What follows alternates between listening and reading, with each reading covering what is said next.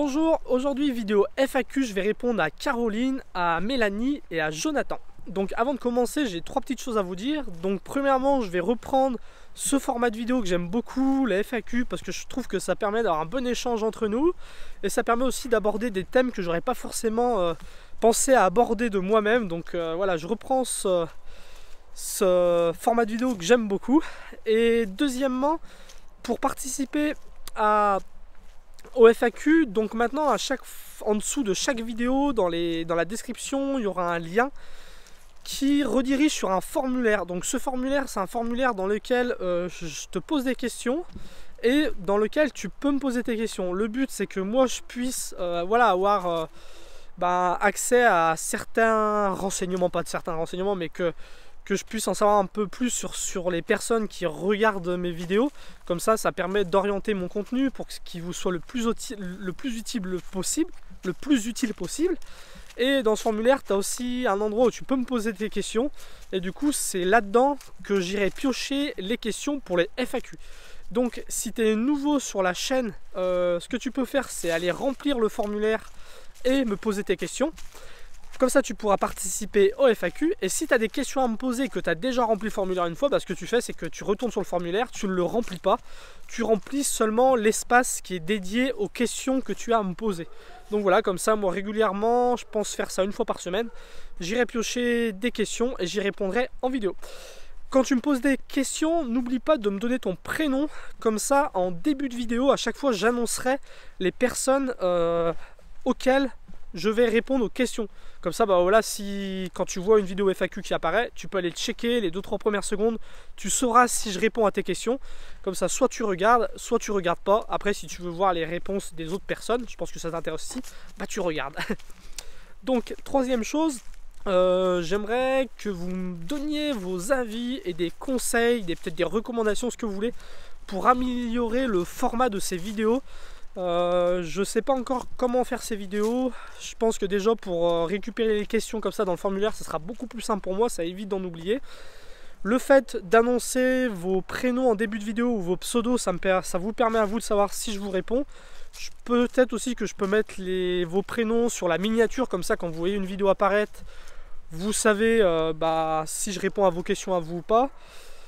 J'hésite aussi sur le format, parce que moi je sais pas si vous avez remarqué, j'essaye de faire des vidéos assez courtes pour pas vous prendre trop de temps, parce que le format vidéo c'est quand même un format qui est chronophage, je trouve. Donc soit je le fais en vidéo comme ça en marché parler, ou soit je ferai peut-être un podcast audio.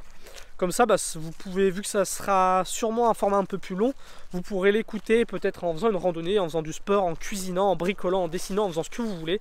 Mais je ne vous prendrai pas trop de votre temps. Donc voilà, dites-moi dans les commentaires ce que vous pensez de ce format vidéo, si vous préférez des marchés parler en vidéo, si vous préférez un format podcast. Si les idées de donner vos noms en début de vidéo, c'est une bonne idée, peut-être les marquer sur les miniatures. Dites-moi tout ça et surtout, n'hésitez pas à me donner plein d'idées pour ce format pour l'améliorer. Donc je passe tout de suite aux réponses des questions. Donc je vais commencer par Mélanie qui me demandait comment dépasser sa peur de faire du stop. Alors Mélanie, moi je peux te donner deux conseils. Fais des trajets en Blablacar. En fin de compte, Blablacar c'est un peu comme faire de l'autostop. Tu montes avec quelqu'un que tu connais pas, qui va t'emmener d'un point à un point B. La seule différence, c'est que sur Blablacar, il y a une application, il y a une plateforme, les personnes sont notées, tu peux donner des commentaires. Je pense que du coup, ça rassure quand même les gens. Mais en fin de compte, entre le stop et Blablacar, il n'y a pas beaucoup de différence, sauf que sur Blablacar, tu payes. Donc profite un peu de Blablacar pour t'entraîner et prendre confiance peut-être en la beauté de l'humanité. La deuxième astuce, faites du stop à deux, trouve une pote ou un pote avec qui faire du stop, et comme ça tu te rendras compte qu'en fait le stop c'est pas plus compliqué que de monter dans la voiture de quelqu'un, de discuter avec lui, de passer un bon moment et qu'il te dépose gentiment et de partager un bon moment. Oula, je vais tomber. Donc voilà, deux petites astuces pour t'aider à faire du stop. Comment se présenter en voyage, tu m'as demandé aussi. Alors moi je peux te donner une astuce, c'est de toujours dire que tu es une voyageuse. Nous, que ce soit quand on fait de la récupération, Par exemple, on dit qu'on est des voyageurs, comme ça les gens comprennent, on est en voyage, on fait de la récupération. Quand on cherche du travail, pareil, on dit qu'on est des voyageurs et qu'on cherche du travail pour financer notre voyage. Et vraiment, quand tu voyages, tu te rends compte qu'il y a beaucoup de respect et d'admiration de nos jours pour les voyageurs. Et si tu te présentes en tant que voyageur, eh ben, les gens seront beaucoup plus réceptifs à ta demande. Donc voilà, présente-toi toujours en tant que voyageuse. Tu m'as demandé aussi notre expérience de woofing. Alors nous, le woofing, on n'en a pas fait beaucoup. Enfin, en tout cas, on n'est pas passé par des sites. Moi, ce que je peux te dire, c'est que trouver du travail en voyageant, c'est pas compliqué. Nous, on le fait en faisant du stop, on le fait en faisant du porte-à-porte, en discutant avec les gens sur le trottoir. Et on a toujours trouvé, en moins de 5 jours, on a toujours trouvé quelqu'un qui pouvait nous donner du travail, que ça soit payé ou non, et qui pouvait nous nourrir et nous loger. Donc vraiment, le woofing, pas besoin de passer par des sites internet. C'est très compliqué c'est très facile à trouver. Donc voilà, c'est un petit peu l'astuce que je pouvais te donner là-dessus et te donner mon retour d'expérience. Alors, tu m'as demandé aussi comment on faisait pour notre adresse de domiciliation. Alors nous, on est toujours domicilié chez nos parents. Moi, je suis chez mes parents, Cindy, c'est chez parents. Et en fin de compte, ben, ça ne nous a pas posé de problème jusqu'à aujourd'hui. Après, si tu veux plus de renseignements, tu peux aller te renseigner auprès de la communauté sur le groupe Facebook Vivre autrement et être nomade. Je sais que les personnes qui gèrent le groupe, Loulou et je ne sais plus qui, ils ont 2 pseudos comme ça, et ben, ils sont assez...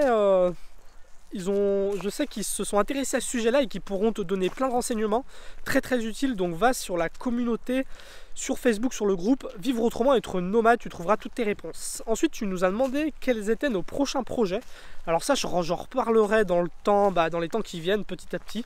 Mais là, les grands projets, c'est d'acheter un camion, l'aménager pour tester ce mode de voyage-là.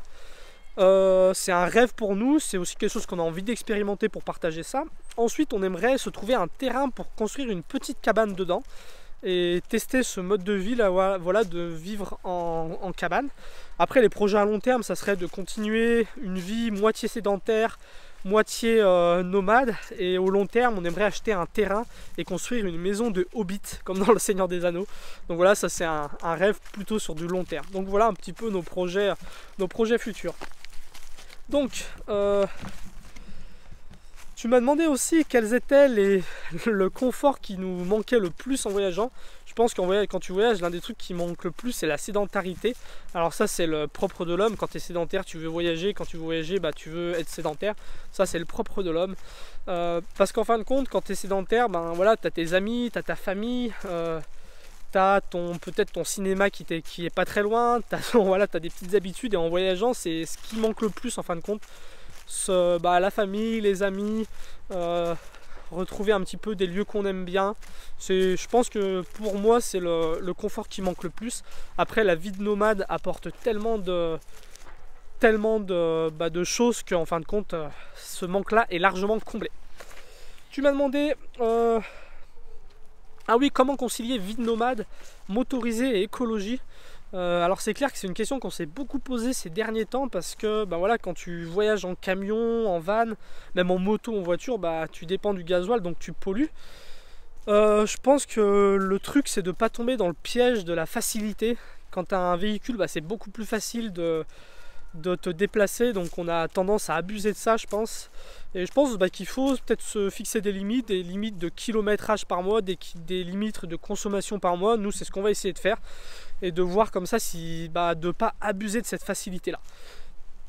Je pense que c'est le mieux qu'on puisse faire. En tout cas, le mieux qu'on puisse faire, c'est de faire de son mieux, donc d'essayer nous, je sais qu'on va essayer de continuer de bouger à pied, en vélo, en stop, et de pas bouger que en camion, quoi. Donc voilà, Mélanie, j'espère que j'aurai bien répondu à tes questions. Maintenant, je voulais passer aux questions. À une question de Caroline qui me demandait quelles étaient mes plus grandes peurs qui se sont avérées fausses en voyageant. Alors moi, ce qu'il faut savoir, c'est que je suis plutôt trouillard, je suis plutôt facilement angoissé, j'ai peur pour moi, j'ai peur pour la personne avec qui je voyage. Enfin, je suis pas un très grand téméraire. Mais bon, j'essaye d'être courageux, et du coup, ça se passe plutôt bien. Et les peurs, mes plus grosses peurs, je pense, qui se sont pas avérées, c'était la peur de l'agression et la peur de manquer de l'argent. Donc en fin de compte, avec ce qu'on voit dans les médias, ce que les gens racontent, on a toujours l'impression que quand on part voyager, on a plus de chances de se faire agresser. Alors que, enfin, il n'y a pas de raison quoi, il n'y a pas de raison, à moins que d'habitude tu restes enfermé dans ta chambre. Oui, c'est sûr que dès que tu sors dehors, bah tu as plus de chances de te faire agresser, c'est clair. Mais nous, en 2 ans de temps, comme on dit souvent, on n'a jamais eu le début d'un problème. On n'a jamais eu quelqu'un qui a été malveillant avec nous. Donc voilà, c'était une peur, tout le monde a peur de ça, alors qu'en fin de compte, bah, tous les voyageurs te diront que t'as pas de raison de ne pas partir. C'est pas une raison pour ne pas partir voyager, cette peur-là. Et la deuxième peur, le manque d'argent. Moi, quand je suis parti voyager, au début, je devais avoir peut-être entre 50 et 100 euros en poche. Et voilà, je me suis dit, bah, comment je vais faire quoi? Comment je vais faire quand j'aurai plus d'argent? Est-ce que je vais arriver à en gagner? Est-ce que je vais arriver à voyager sans argent?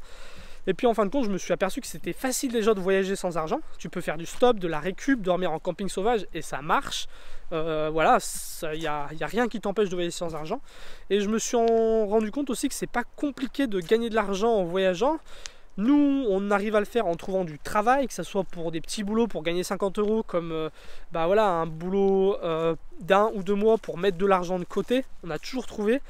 Après, si tu es artiste, tu peux faire des trucs dans la rue, vendre des objets dans la rue, des bracelets. Moi, je m'étais amusé à faire de la magie dans la rue, ça marchait. En voyageant, tu peux aussi travailler sur internet, c'est ce que j'essaye de faire.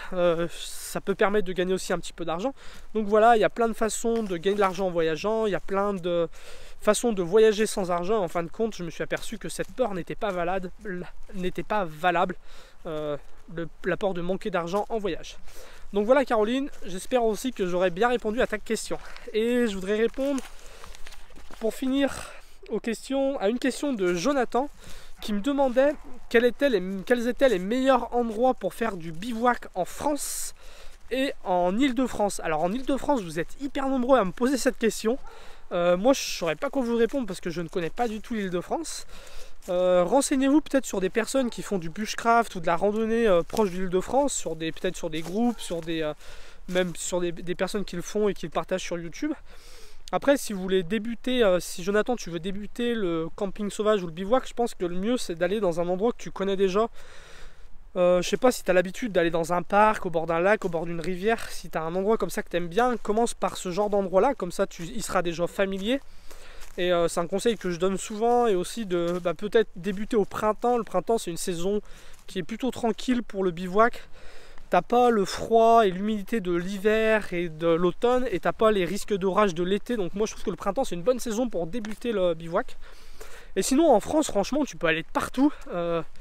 Dès que tu es un petit peu à la campagne, même aux endroits touristiques, il n'y a pas de problème. Nous, on a fait énormément de camping sauvage en France. On n'a jamais eu un seul problème. On s'est jamais fait virer. Il n'y a personne qui nous a dit cassez-vous, vous faites chier quoi. Donc, en France, là, on a un magnifique pays. Profites-en, va bivouaquer, va randonner. Il n'y a pas de problème quoi. Moi, si je peux te conseiller des régions, ça va être des régions que je te conseille parce que je les aime bien. Il y a l'Ardèche que j'aime beaucoup pour faire du bivouac. Et puis le Jura aussi, c'est une magnifique région pour faire du bivouac. Mais tu peux aller de partout en France. Il y a de quoi faire en France quoi.